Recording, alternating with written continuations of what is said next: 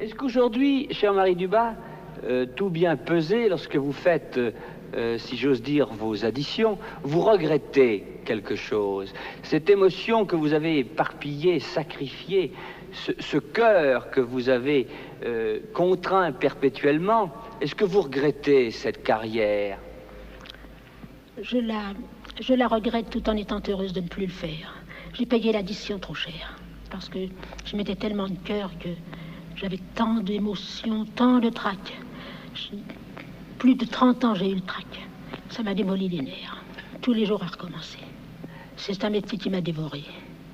J'ai été dévorée par l'émotion, par le besoin de me renouveler, par le besoin... En 3 minutes, quand vous entrez en scène, il faut se faire aimer, il faut plaire, sans être Miss France, Miss Univers, uniquement parce qu'on se croit de l'esprit ou de l'émotion d'une qualité différente. On n'a jamais gagné. Vous comprenez, il faut vivre de l'admiration des autres. C'est très difficile de vivre toute une vie de l'admiration de quelqu'un ou de quelques-uns ou de beaucoup. Si je revenais au monde, je ne referais pas de théâtre. Et je ne donne pas le conseil à personne d'en faire. C'est trop cher, j'ai payé trop cher. Quelles ont été vos plus grandes joies au musical?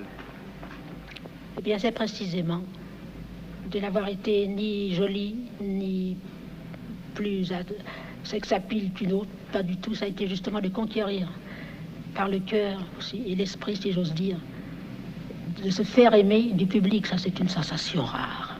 Ça, c'est très rare comme sensation. Je suis heureuse de l'avoir vécu. Et à l'heure actuelle, lorsque Radio Luxembourg a fait une petite, comment appelle-t-on ça, panégyrique, de ma présence au théâtre, et que Pierre Yégel leur a demandé de m'envoyer une lettre chacun. J'en ai reçu 4000.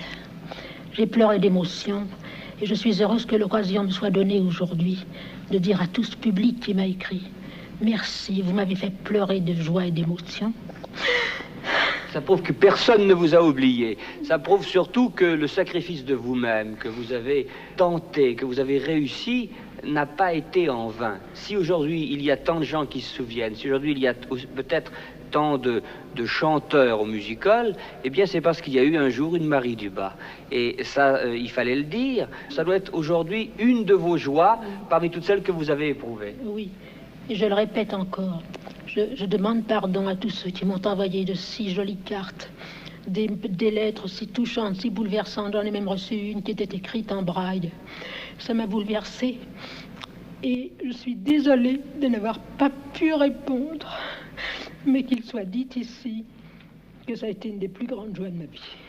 Marie Dubas, vous avez toujours tenté, nous dites-vous, d'aller au bout de vous-même et de vous maîtriser, de triompher de votre corps, de votre esprit, pour rester la vedette que vous vouliez être et pour donner à votre public la plus grande satisfaction possible. Est-ce que vous pourriez nous faire comprendre, nous donner des exemples qui nous rendraient sensibles l'effort que vous avez tenté jusqu'à la dernière minute?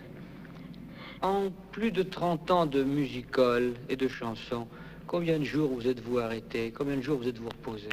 Jamais. Jamais. Je n'ai pas de souvenir d'avoir jamais été en vacances.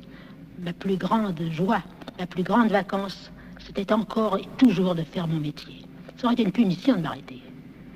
C'est par amour que je le faisais. C'était pas du tout dans l'espoir de même de rester vedette. Quand je ne jouais pas, quand je n'étais pas en scène, il me manquait quelque chose. Je n'ai jamais eu envie de m'arrêter, jamais, jamais. Et même maintenant où je suis obligée de m'arrêter, je crois quand même que j'en ai un grand chagrin. J'ai été beaucoup plus dur pour moi que jamais aucun journaliste, aucun public ne sera. Est-ce que réellement vous regrettez quelque chose? Oui, je regrette que la santé m'ait quitté quand même. J'avais mis dans mes projets, vous savez quoi? Quand je serai plus vieille, je pensais, j'irai jouer pour rien ou presque rien au TNP, ou dans un théâtre de qualité, dans un théâtre de valeur. Je ne chanterai que les poésies que j'aime. Je ferai tout ce que j'ai eu envie de faire pendant toute ma carrière.